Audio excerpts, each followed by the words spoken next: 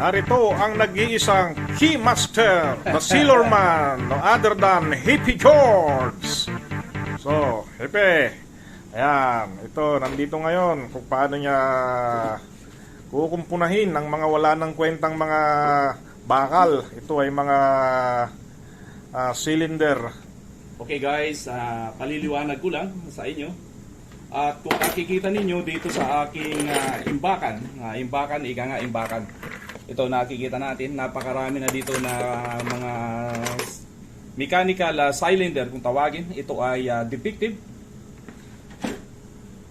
Nakikita natin. So ang tanong ni Mike, sabi niya, kung mari-repair pa ba?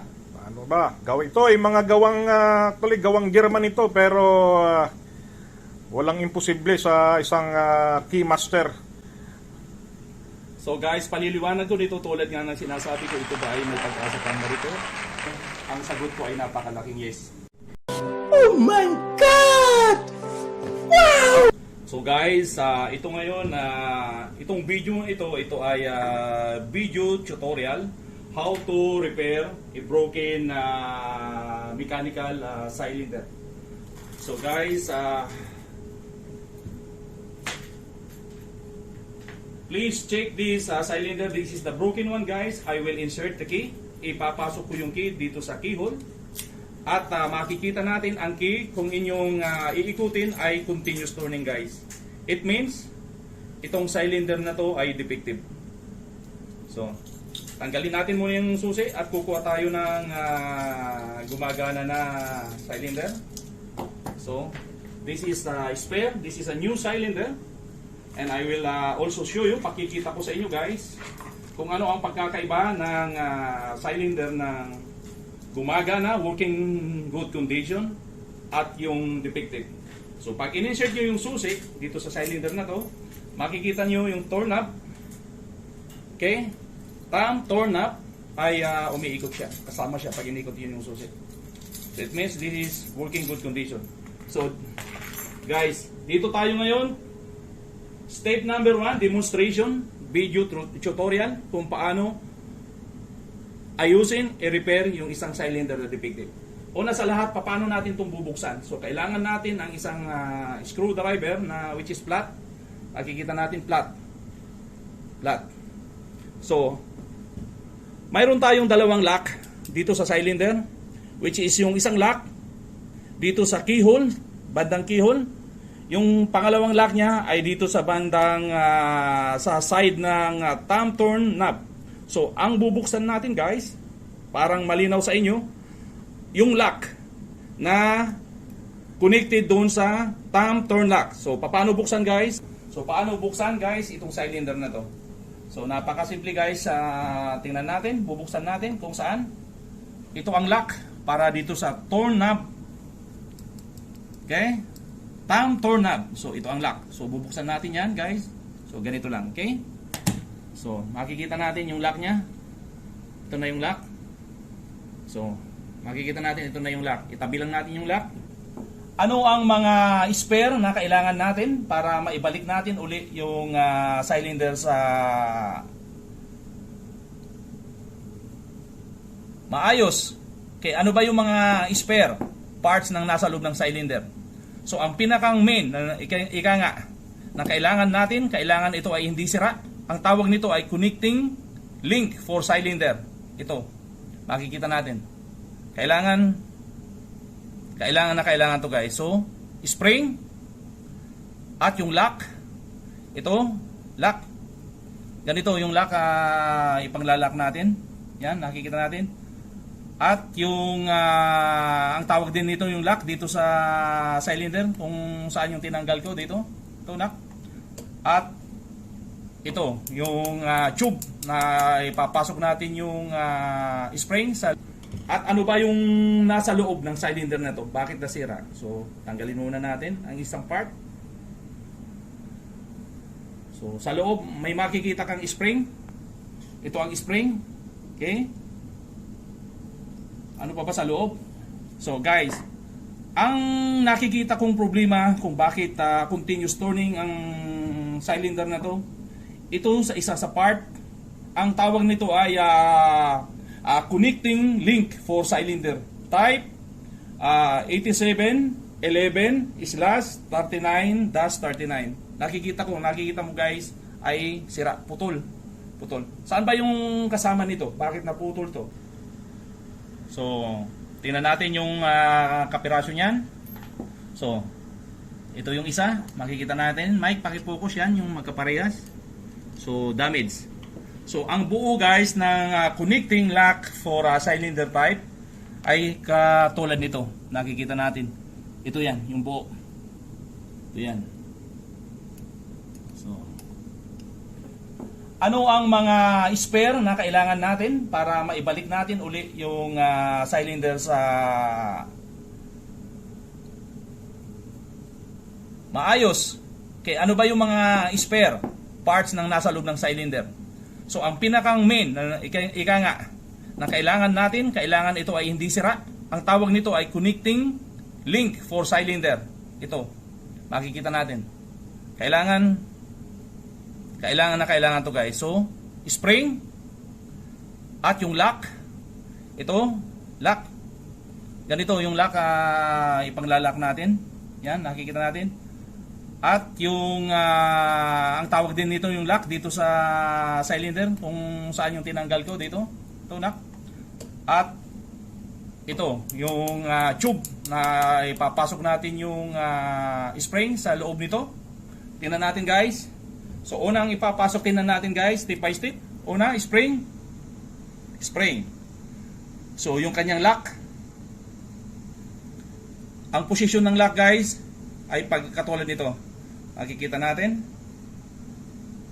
So, yung flat portion guys, makikita natin yung flat, yung bandang ilalim ay naka-curve. So, yun ang ilalagay natin sa ilalim ng tube. Okay? So, naka-standby na siya dyan. At ito naman, hawakan lang natin guys, parang hindi mahulog kung saan man. So, yung position, hawakan natin ng isa. Ilagay natin yung striker. Ang tawag nito ay striker para to serve na ma-unlock niya doon sa mechanical lock set ng kinakabit sa pintuan. Ito yun guys. So ikakabit muna natin dito. Paki-focus mo Mike. Ilalagay natin dyan. Position. So paki-focus Mike. So nandyan na, nakalagay na yung striker. At ang susunod natin ilalagay yung connecting link. Ilagay natin sa loob, ipasok natin sa loob. At i-align natin. Dahil kailangan yung alignment para gumana yung inyong cylinder ng maayos. So kung wala kayong magandang pansungkit guys, ako ay nag-improvise ng kapiraso na kahoy. Stick, katulad nito. O kaya screwdriver. Yung kasya doon sa connecting link. So then, the next step ay ipapasok natin yung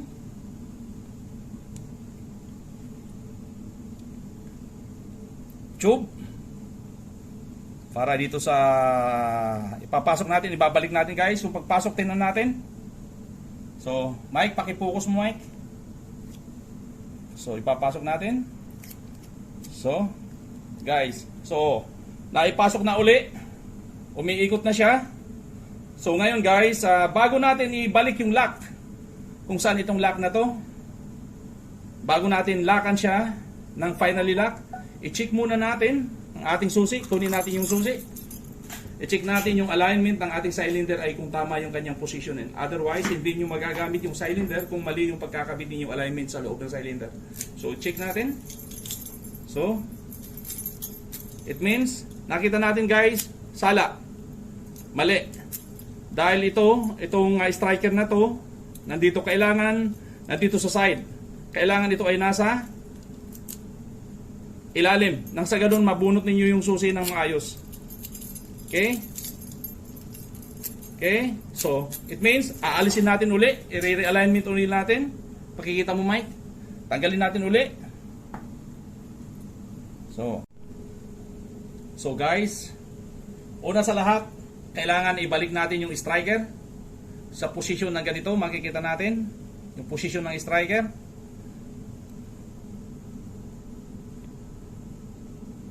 Ilagay natin sa isang tabi. At ang susunod natin na ipapasok sa loob ng cylinder ay yung connecting link for cylinder, kung saan ito ay nagsiserve as pinaka-importante sa loob ng cylinder. So, itong bahagi na to, kung nakikita natin, itong area na to, so i-focus yung mic. Ilayo mo ng kaunti mic yung ano, kasi nakikita mo ba? Ito nakikita natin yung yung hole na yan. Ito yung nasa bandang ilalim. At itong haba na hole na to yung nasa ibabaw. So ipapasok natin yung ating connecting link sa loob ng cylinder. I-align natin. Gamit kayo ng stick, wooden stick o kaya screwdriver para sa alignment. Okay? Put natin sa isang tabi. Yung tube kung saan na nakakabit yung thumb torn knob. Spring sa loob, may butas yan, nakikita natin, spring. At yung lock niya, ito yung lock niya.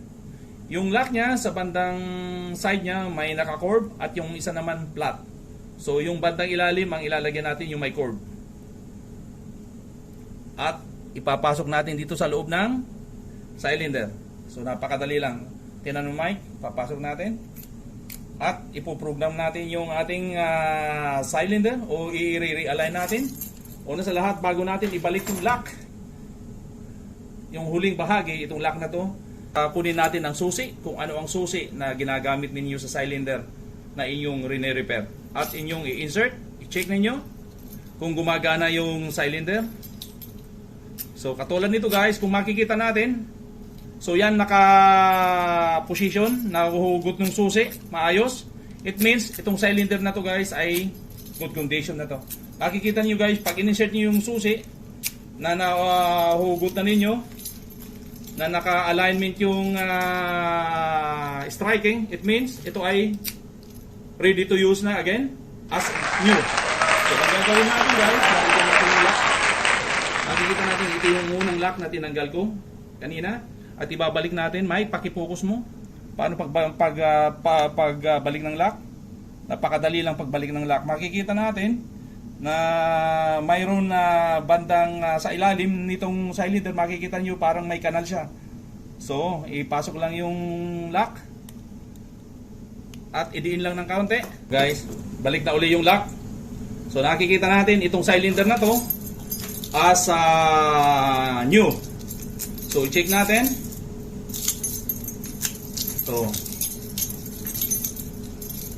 So guys, nakikita niyo yung cylinder kanina nasira. Na-repair na natin uli. So ito as spare, as a new. So hindi na natin kailangan mag-order pa dahil na napakahirap mag-order. At una sa lahat guys, matagal kung mag-order ng spare cylinder dahil hindi tayo makakabili ng isang piraso lang na spare parts which is defective. Yung spare parts which is ito ang naging sanhi bakit naging defective yung cylinder. Ang tawag nito ay connecting lock, connecting link for a cylinder type. Okay? Ang tawag nito connecting link lock, yeah, for cylinder. Sa loob ng cylinder, ito ang sanhi kung bakit laging nasisira ang cylinder. So guys, iuulitin ko ulit. Itong cylinder na ito, yung repair natin as new. So magagamit natin ulit ito. So maraming salamat guys. Panoorin niyo yung video step by step. Hippie George. Palakpakan!